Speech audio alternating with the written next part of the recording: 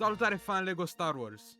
Astăzi Disney a lansat trailerul pentru noul film Star Wars The Mandalorian and Grogu, care va apărea la cinema pe data de 22 mai anul acesta. Am decis că este momentul potrivit să vorbim despre noile seturi Lego Star Wars anunțate acum câteva zile de către Lego. Începem cu setul Star Wars Brickheads The Mandalorian and Grogu Allies and Villains. Pentru $40 primim 661 de piese și 5 personaje din noul film cu Mandalorian și Grogu. Acestea sunt Grogu, Mandalorian, un Anzilian, un Snowtrooper și Colonel Ward. În 2020 am mai primit un set Lego Brickheads cu Mandalorian și Grogu și pot spune că noul design e mult mai bun decât cel vechi. O singură problemă am cu Grogu, că nu îi pot scoate medalionul de Beskar să fie mai customizabil. În rest îmi plac mult mai mult modelele noi. Nu pot zice același lucru și despre Colonel Ward și Anzilian. Mi se par două modele foarte bland, care nu arată bine, mai ales Anzilianul. Ward mi se pare foarte boring ca design. Știu că are rol de X-Wing pilot în film, dar e aproape în fiecare set din acest wave și nu-i văd atât de mult importanță în afară că e Sigourney Weaver. Cum urmează singurul villain din set, adică Imperial Snowtrooper-ul. E funny pentru că setul se numește Allies and Villains și este un singur villain. Ador, este singurul Brickheads pentru care mi-aș lua setul, e foarte detaliat, îmi place mult schema de culori cu bejul de pe Wastegate, cu culoarea armurii, este un must-have pentru mine. Următorul set este AT-RT Attack, $40 pentru 297 piese și 3 minifigurine. Grogu, care e destul de special, o să revenim la el în curând. Un set overpriced, care vine cu 3 minifigurine, din care una este Grogu. Dacă stăm să ne uităm doar la construcții, acel AT-RT arată destul de bine, mai ales figurinele sunt incredibile. Snowtrooper-ul este wow, este un AT-RT Snowtrooper. Și mai ales Mando, care vine cu un print pe picioare, un print pe care nu-l avea până acum și este un upgrade la figurină.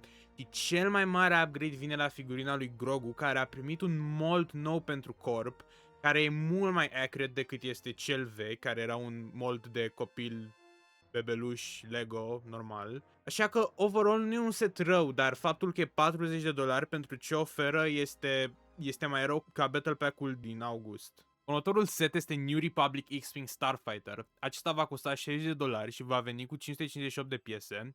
Setul va conține 2 minifigurine și un astromech pe Colonel Ward și Carson Teva. Vreau să precizez că astromechul seamănă foarte mult cu astromechul din Arc 170, dar are mici diferențe care îl face unic acestui set.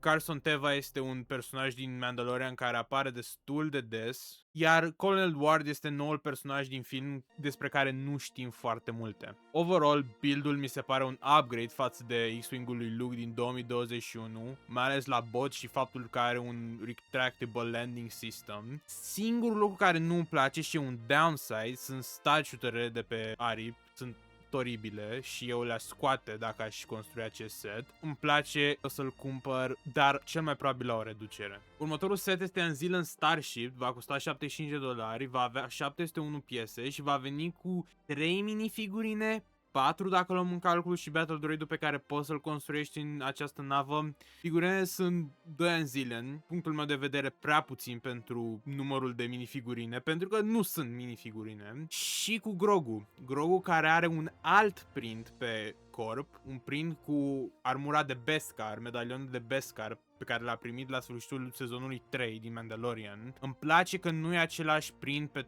toate minifigurinele cu Grogu și diferă de la set la set. Nava este ceva nou, n-am mai văzut o navă de genul. Cei doi Anzilian sunt unic acestui set, niciunul nu are aceleași printuri ca Babu Frick pe care l-am primit în calendarul de Crăciun din 2025. Îmi place foarte mult că nava are un interior detaliat și care are multe engines pe spate. Downside este lipsa minifigurinelor reale din set. Ținând cont că au putut să bage un Battle Droid acolo, cred că puteau să mai bage o minifigurină normală sau să mai pună 2-3 Anzilian. Mi se pare că 2 Anzilian sunt foarte puțin pentru nava lor. Nu este un set rău și clar este ceva refreshing față de ce am primit în acest wave cu AT-RT-uri, X-Wing-uri și Razor Crest. Următorul set este Grogu Mandalorian Apprentice. Acest set va costa $130 și va avea 1200 de piese. Guess what?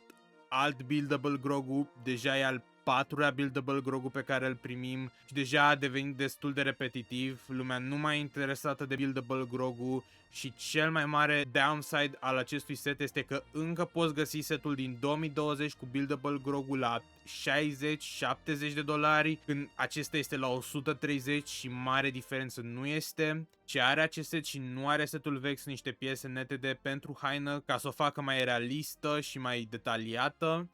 Și faptul că are armura de Mandalorian și acel pouch pe care îl poți detașa de pe corp. Setul vine și cu minifigurina lui Grogu cu printul armurii de Beskar. Eu aș și prefera să primim două minifigurine cu Grogu, unul cu print și altul fără print. Ținând cont că îi poți da armura de Beskar lui Grogu jos de pe el. V-am zis că se găsește setul din 2020 la un preț de 2 ori mai mic, deci eu cred că setul acesta nu o se vândă bine deloc. Ultimul set și cel mai scump set din noul Wave este The Razor Crest. La 150 de dolari vom primi 930 de piese și va conține 5 minifigurine, Mando cu noul print pe picioare, Grogu cu noul mold și printul cu armura de Beskar, Colonel Ward, un Stormtrooper cu un shoulder pad negru. Cea mai importantă minifigurină nu doar în acest Wave, ci din istoria Lego Star Wars este Zeb, prima figurină Lego Star Wars care are dual molded arms în aproape 30 de ani de la primul set Lego Star Wars. Este uimitor că Lego n-a mai creat o minifigurină cu dual molded arms până acum, ținând cont de importanța licenței Star Wars și faptul că alte teme primesc în mod regulat dual molded arms sau legs pentru minifigurinele lor. Minifigurina lui Zeb arată foarte bine și este extrem de detaliată și mă bucur că a primit pupile. De obicei, personajele care au ochi colorați obișnuiau să nu primească pupile, cum ar fi Salacious Bikram sau Darth Maul sau Ahsoka, dar de data asta designerii Lego Star Wars au reușit să facă o minifigurină